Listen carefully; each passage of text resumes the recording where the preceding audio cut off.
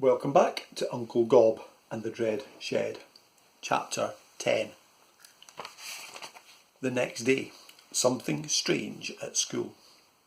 Malcolm and his greatest, bestest, most wonderfulest, best friend, Crackersnacker, were sitting in school doing a worksheet.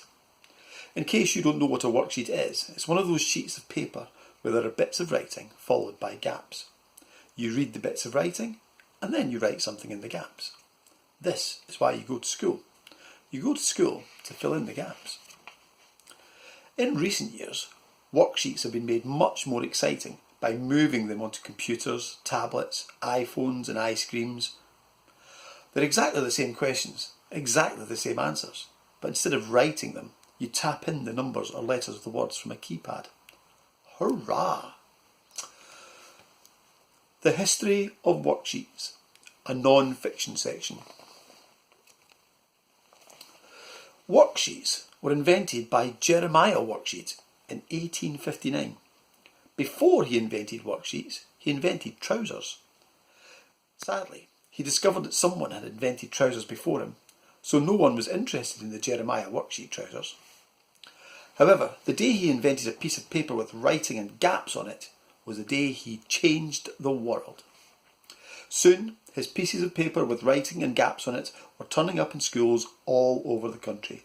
Then Europe, then the Northern Hemisphere, the Southern Hemisphere, the Western Hemisphere, the Eastern Hemisphere, the Northwestern Hemisphere, the Southeastern Hemisphere, hang on. How many hemispheres has this sphere got? Until they were in schools all over the world, at the bottom of all the first examples of these pieces of paper with writing and gaps on them were the words Jeremiah Worksheet. But one day, a printer in Lambeth in London left the word Jeremiah off the pieces of paper with writing and gaps on them, so that all that it said was worksheet. Ah, said the printer, who liked raisins and breathing in deeply on Sundays. That looks very good. Soon, all the printers, even the ones who didn't like raisins and breathing in deeply on Sundays, thought that the pieces of paper with writing and gaps on looked best with just worksheet written on them. And that's how worksheets came to be called worksheets. And that is the end of the history of worksheets and the non-fiction section. So, Malcolm and his great friend Crackersnacker were doing a worksheet. A word or two about Crackersnacker, who I think you'll quite like. Crackersnacker was one of those boys they used to describe as peaky. Do you know what peaky means? Well, a long time ago, there used to be factories, mills and chimneys where boys and girls had to go to work.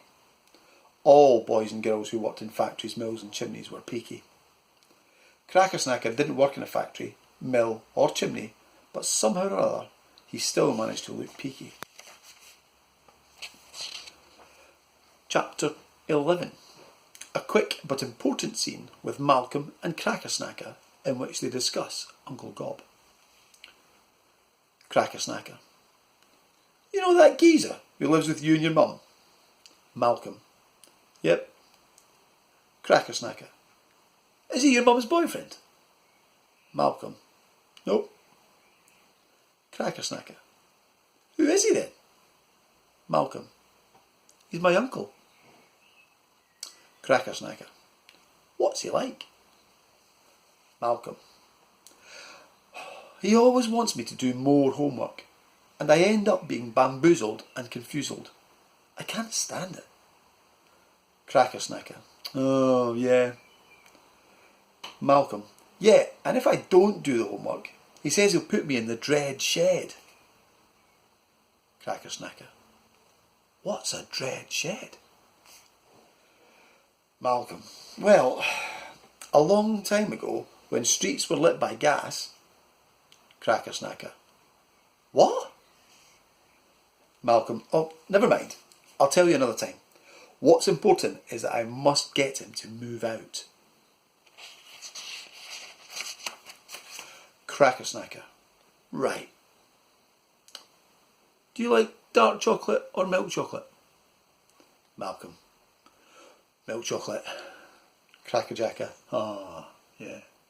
Me too. And that is the end of chapter 11.